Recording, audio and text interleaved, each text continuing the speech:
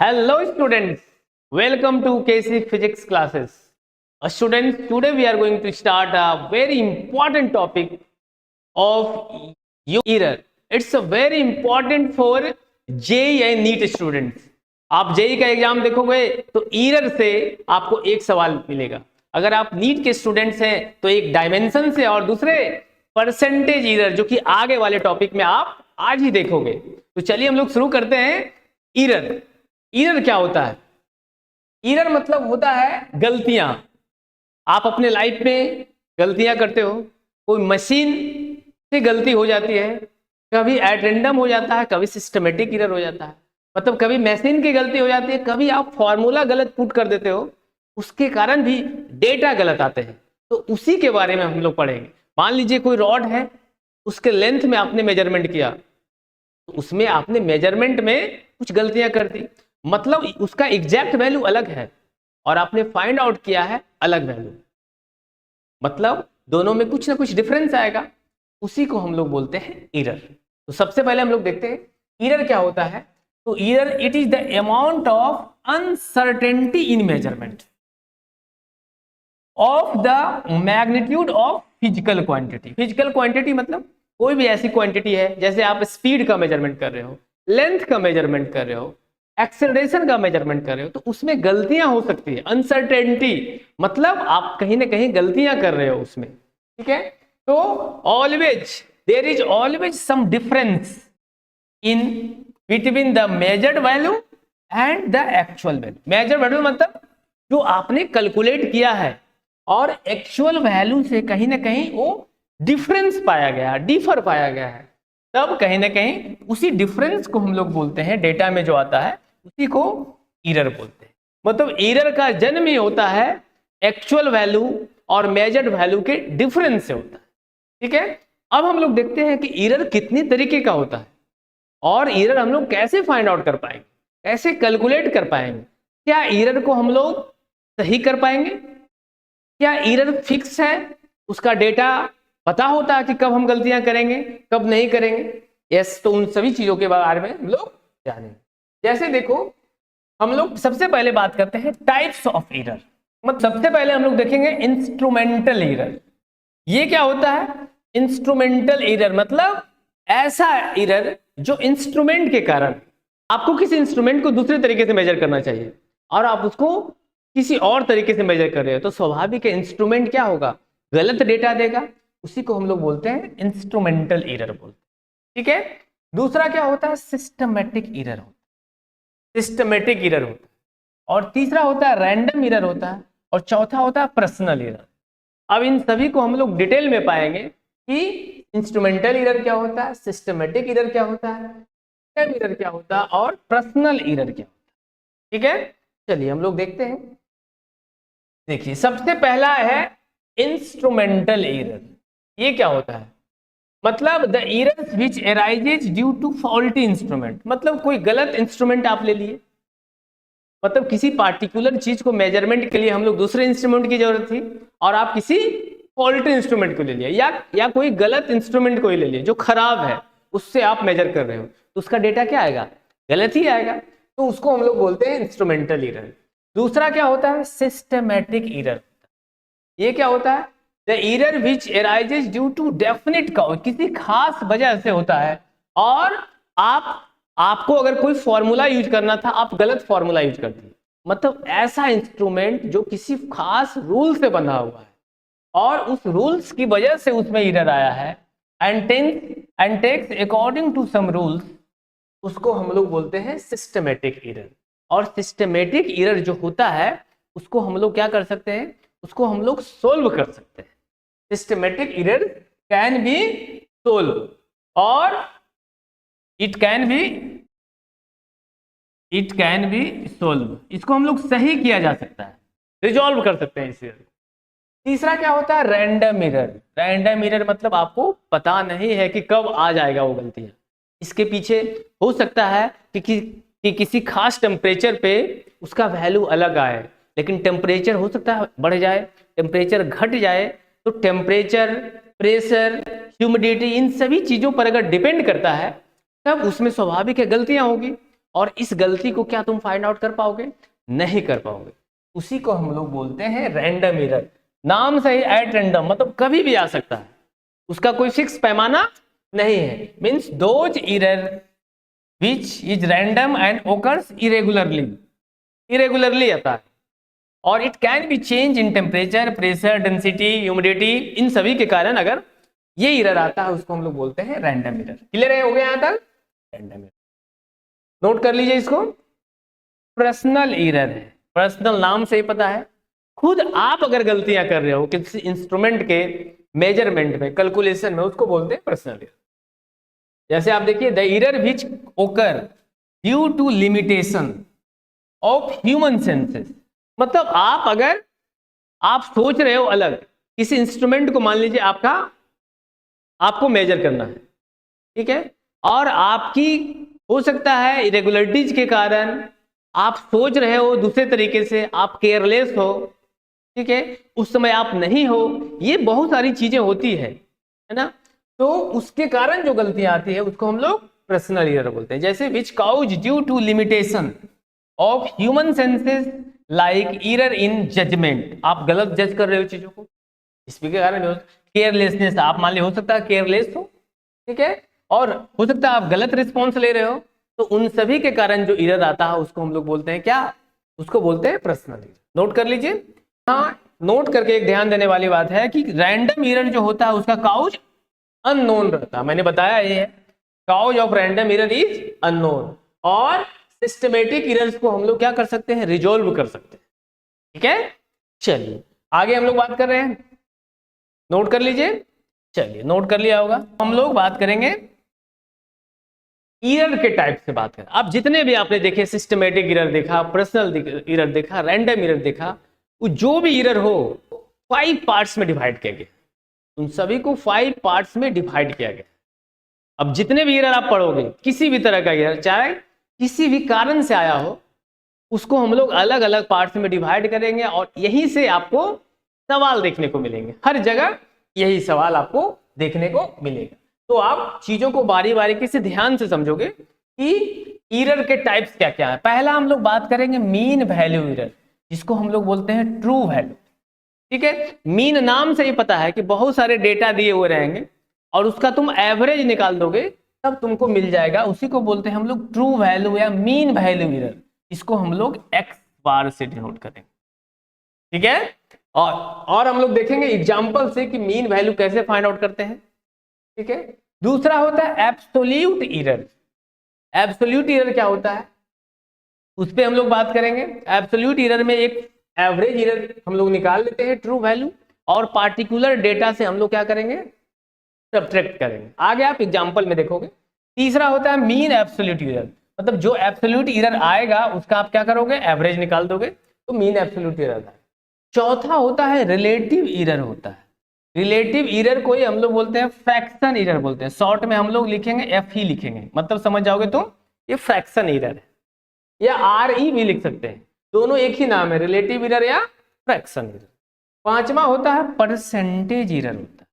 Percentage error को हम लोग ऐसे लिखते हैं, ये है परसेंटेज एरर, मतलब रिलेटिव एरर, परसेंटेज एरर को हम लोग बेसिकली ऐसे, रिलेटिव एरर को 100 से मल्टीप्लाई कर दीजिएगा, तब आपको क्या मिल जाएगा?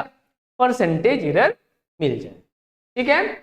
इतना नोट कर लिए हैं। आगे बढ़ते हैं, अब हम लोग क्वेश्चन से देखेंगे कि कैसे हम लोग मीन वैल्यू कैलकुलेट करेंगे, कैसे एब्सोल्यूट एरर करेंगे, कैसे mean absolute error, relative error और परसेंटेज एरर, इन सभी को हम लोग कैसे देखेंगे। आप क्वेश्चन से समझोगे, और यही सब चीजें आगे हर क्वेश्चन में रहेगा और आपको कहीं समस्या नहीं होने वाली। यहां तक कोई दिक्कत?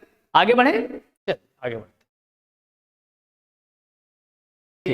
पहला सवाल आपका है, कह रहा है कि if length of the rod is measured in centimetre, और किसी रॉड का लेंथ मेजर किया गया, मान लीजिए एक रॉड है, हमने कहा, हमने आपको मेजरमेंट के लिए कहा, तो एक स्टूडेंट ने बोला कि 4.0 सेंटीमीटर, दूसरे ने कहा 4.1 है, तीसरे ने 4.2 है, चौथे ने 4.3 है, और पांचवें ने 4.4 सेंटीमीटर कहा। और आपसे तो स्वाभाविक है कोई ना कोई गलतियां कर रहा है जरूर, तो हम गलतियों के नजदीक तक कैसे पहुंचेंगे? तो आपसे पूछा जाएगा फाइंड क्या करना है? फाइंड पहला है ना mean value error, mean value में बताइए। दूसरा आपको फाइंड आउट करना है एब्सोल्यूट एरर बताना है। तीसरा बताना है मीन एब्सोल्यूट एरर। चौथा बताना है रिलेटिव एरर। और पांचवा बताना है परसेंटेज एरर। ये पांचों आपको बताने हैं और इसी प्रॉब्लम से आप सारे कॉन्सेप्ट को समझ पाओ। तो हम लोग शुरू करें क्या, है ना? तो सबसे पहले हम लोग जानेंगे मीन वैल्यू एरर। मीन नाम से ही पता है, मीन मीन्स एवरेज। इसी को बोलते हैं हम लोग ट्रू वैल्यू भी बोलते हैं, इसी को ट्रू वैल्यू ऑफ एरर भी बोलते हैं। तो पहला जो आपका सवाल है वो आपको बताना है मीन वैल्यू या ट्रू वैल्यू। तो ट्रू वैल्यू ऑफ एरर निकालने के लिए क्या करना है कि ये रॉड का जो भी आपने मेजरमेंट किया है सबको ऐड करके नंबर ऑफ ऑब्जर्वेशन से डिवाइड कर दीजिए। पहला कितना था 4.0, दूसरा 4.1, तीसरा क्या था 4.2, 4.3, 4.4 और क्या करो नंबर ऑफ ऑब्जर्वेशन से, क्या कितने ऑब्जर्वेशन है 5 ऑब्जर्व, इसको डिवाइड कर दीजिए। जैसे आप इसको डिवाइड करोगे, इसको कैलकुलेट करो, क्या मिलेगा देखो, ये मिलेगा, ये हो गया, ये 4 और 4 16, 4 और 8 12 16 20, 20 3 3 6 और 4 10, मतलब 21/5 हो गया। 21/5 मतलब कितना हो गया 4.2। मतलब ये जो एवरेज आया ट्रू वैल्यू, और ट्रू वैल्यू को ही हम लोग किससे डिनोट करते हैं एक्स बार से। मतलब ये वैल्यू कितना आ गया 4.2 सेंटीमीटर। ये जो आया इसको हम लोग क्या बोलेंगे ट्रू वैल्यू ऑफ एरर बोलेंगे। क्लियर है? अब दूसरा आपसे क्या पूछा है, आपको बताना है एब्सोल्यूट एरर। तो एब्सोल्यूट एरर के लिए आप क्या करोगे देखोगे, दूसरा है आपसे एब्सोल्यूट एरर, ये कैसे निकालोगे देखोगे। एब्सोल्यूट एरर में क्या करना है, जो भी आपको ये ट्रू वैल्यू आया है, ट्रू वैल्यू से इसके हर एक इंडिविजुअल ऑब्जर्वेशन को सब्ट्रैक्ट करना है। जैसे आप देखो एब्सोल्यूट एरर हम निकालने वाले हैं, पहला क्या आया ट्रू वैल्यू आया 4.2, तो 4.2 के हर एक इंडिविजुअल से घटाओ। पहला ऑब्जर्वेशन कितना था 4.0, क्या आ जाएगा बताओ तो 0. दूसरा क्या करोगे 4.2 से दूसरा ऑब्जर्वेशन क्या है 4.1 है, घटाइए इसको, क्या आ जाएगा 0.1। तीसरा है 4.2 से घटाओ 4.2, क्या आ जाएगा 0 आ जाएगा। नेक्स्ट 4.2 से इस बार इसको घटाओगे 4.3 से, क्या आ जाएगा -0.1। और गलतियों को हम लोग कभी सब्ट्रैक्ट नहीं कर सकते। अब जैसे आपने एक गलती कर दी, ठीक है, आज आपने किसी को पीट दिया, ठीक है, तो क्या पापा तुम्हारे बोलेंगे क्या आज पीट दियो कल फिर किसी को पीट के आओ? नहीं ना। मतलब आपने एक गलती कर दी, अगर कल करोगे तो बोलेंगे आप तुमने 2 गलती कर दी हो, अब तुमको पनिशमेंट मिलेगा, है ना। तो एरर को हम कभी सब्ट्रैक्ट नहीं कर सकते, error will always be added. तो जो भी नेगेटिव में आएगा इसमें क्या लगा दोगे तुम मॉड लगा दोगे। क्लियर है? मतलब ये पॉजिटिव हो गया, ठीक है। नेक्स्ट 4.2 में किसको घटाना, 4.3 को घटा दिए हैं हम, नेक्स्ट किसको घटाओगे 4.4 को, तो क्या आ जाएगा -0.2। इसको भी क्या करोगे मॉड में कर दोगे, ठीक है। ये जो आपको आया है एब्सोल्यूट एरर आया, मतलब जो पहला स्टूडेंट ने गलती किया होगा इस ऑब्जर्वेशन के 4.0 ला करके, उसने कितनी गलती की 0.2, ये 0.1, ये 0 और ये 0.1 गलती किया, माइनस बताता है कि ऑब्जर्वेशन से आपने कम आपने वैल्यू फाइंड आउट किया, ठीक है, ये आ गया। अब क्या करना है, चौथा क्या था, चौथा है मीन, है ना। एब्सोल्यूट एरर आपने निकाल दिया ये, अब आप निकालोगे mean absolute error. Mean absolute error क्या होगा, हम लोग यहीं पे निकालते हैं, देखोगे mean absolute error. Mean absolute error ये क्या कहता है, ये कहता है कि जो भी ऑब्जर्वेशन आया है एब्सोल्यूट एरर को, सबको ऐड करके डिवाइड कर दो।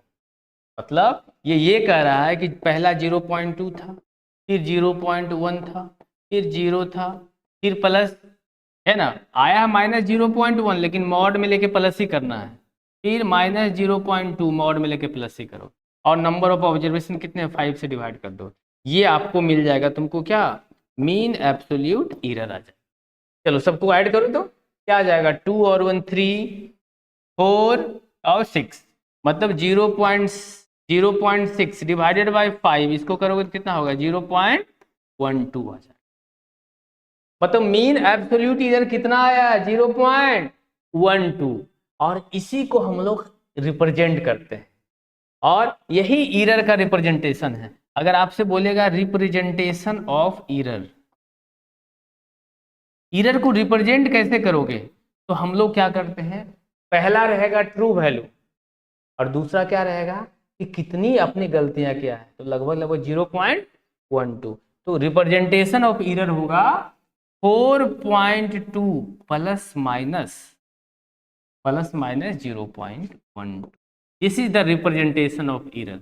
मतलब एरर को रिप्रेजेंट करने के लिए हम लोग क्या करते हैं, एक्स बार प्लस माइनस, इसको हम लोग डेल्टा एक्स लिखते हो। मीन एब्सोल्यूट एरर को हम लोग किससे डिनोट करते हैं, डेल्टा एक्स से डिनोट करते हैं। This is the very important point. ठीक है, समझ गए। मीन वैल्यू एरर कैसे निकालोगे, एब्सोल्यूट एरर के लिए हर एक इंडिविजुअल पॉइंट को घटाना है, और मीन एब्सोल्यूट एरर को जो भी आएगा एब्सोल्यूट एरर का रिजल्ट, उसको क्या करोगे, उसको एवरेज निकाल दोगे, तो मीन एब्सोल्यूट एरर। ठीक है, मतलब एरर को हम रिप्रेजेंट क्या किए, ट्रू वैल्यू से, और कितनी गलतियां किए हो, ये इस दोनों मिला। ये प्लस माइनस बताता है कि या तो आपने 4.2 से ज्यादा ऑब्जर्वेशन रखा है, या आपने 4.2 से नीचे 0.12 ऑब्जर्व किया है। क्लियर है, आगे बढ़े। अब चौथा हम लोग बात करेंगे रिलेटिव एरर क्या होता है। आगे बढ़े क्या, चलिए नेक्स्ट हम लोग बात करेंगे relative error. Relative error short में हम लोग आरई भी लिखेंगे, या इसी को बोलते हैं फ्रैक्शन एरर भी बोलते हैं, इसी को हम लोग फ्रैक्शन एरर भी बोलते हैं। तो ये कैसे निकालोगे, एब्सोल्यूट एरर लिखो, ये जो होता है रेशियो होता है, ratio of mean absolute error, mean absolute error to the ratio of mean value और true value of error, true value of, मतलब आपको रिलेटिव एरर निकालना है, तो क्या करोगे, mean absolute error, mean absolute error को आप क्या करोगे, किससे डिवाइड करोगे, ट्रू वैल्यू या मीन वैल्यू से, आप इसको ट्रू वैल्यू ऑफ एरर या मीन वैल्यू एरर से सब डिवाइड करो। मतलब हम लोग रिलेटिव एरर अगर निकालना है तो क्या होगा, मीन एब्सोल्यूट एरर क्या आ गया था, देखो तो मीन एब्सोल्यूट एरर को हम लोग क्या देखते थे, डेल्टा एक्स से डिनोट कर रहे थे, और ट्रू वैल्यू को किससे डिनोट कर रहे थे, एक्स से। मतलब रिलेटिव एरर हो गया डेल्टा एक्स बाय एक्स। मतलब आंसर यहाँ पर लिखना होगा रिलेटिव एरर, तो देखो तो क्या आया था, अब देखिए ट्रू वैल्यू ऑफ एरर ये आया था 4.2, मीन एब्सोल्यूट एरर क्या आया था, कितना 0.12 आया था। मतलब इसको इससे डिवाइड कर दोगे तो आपको क्या मिल जाएगा, क्या रिलेटिव एरर मिल जाएगा। मतलब डेल्टा एक्स बाय एक्स को ही हम लोग क्या बोलते हैं, रिलेटिव। मतलब ये हमेशा ध्यान देना, ये बताता है कि एक्स में जो आपने फाइंड आउट किया है, ये ट्रू वैल्यू जो आपने फाइंड आउट किया, इसमें कितनी गलतियां हैं, तो डेल्टा एक्स क्या है 0.1, मतलब ये है 0.12, और ट्रू वैल्यू कितना आया था 4.2। This is the relative error, यही आंसर। क्लियर है, तो जहां भी रिलेटिव एरर इन वाई बोलेगा, जैसे आपसे बोलेगा फॉर एग्जांपल बताओ रिलेटिव एरर इन वाई, तो क्या करोगे, तुरंत आप लिख दोगे डेल्टा वाई बाय वाई। देखो तो relative error in X, delta X by X. जैसे आपसे कहेगा रिलेटिव एरर इन जेड, आगे प्रॉब्लम में यूज होगा, तो आप लिखोगे डेल्टा जेड बाय क्लियर है? और लास्ट में आया था, लास्ट एक बच गया है, वो परसेंटेज एरर बच गया, 5वां परसेंटेज एरर। इसी को हम लोग क्या बोलते हैं, ऐसे भी लिखते हो परसेंटेज एरर। परसेंटेज एरर कुछ नहीं है, अगर आपने रिलेटिव एरर निकाल दिया है तो 100 से मल्टीप्लाई कर दो। जैसे परसेंटेज एरर के लिए क्या करना है, परसेंटेज एरर के लिए क्या होता है, रिलेटिव एरर को 100 से मल्टीप्लाई कर दो, यही क्या हो गया है आपको, यही हो गया परसेंटेज एरर। मतलब आपको अगर परसेंटेज एरर निकालना है, परसेंटेज एरर अगर आपको निकालना है तो क्या करोगे, delta relative error, relative error क्या होता है, डेल्टा एक्स बाय एक्स, और इसको क्या करोगे 100 से मल्टीप्लाई करोगे, then you will get the percentage. ठीक है, मतलब परसेंटेज एरर निकालना था 0.12 बाय 4.2 इंटू क्या करोगे 100 से मल्टीप्लाई करोगे तो आपको परसेंटेज एरर मिल जाए। क्या नोट कर लिया आप लोगों ने, नोट कर लीजिए। चलिए नेक्स्ट वीडियो में हम लोग बात करेंगे प्रोपेगेशन एरर, मीन्स एरर को हम लोग कैसे प्रोपेगेट कर सकते हैं, मीन्स एरर कैसे फैलता है, मीन्स दो एरर को हम लोग कैसे ऐड करेंगे, और एरर को हम कभी सब्ट्रैक्ट नहीं कर पाते हैं, तो टू एरर्स को हम लोग कैसे मल्टीप्लाई करेंगे, कैसे डिवाइड करेंगे, मीन्स एरर कैसे प्रोपेगेट करता है, उन पे हम लोग बात करेंगे।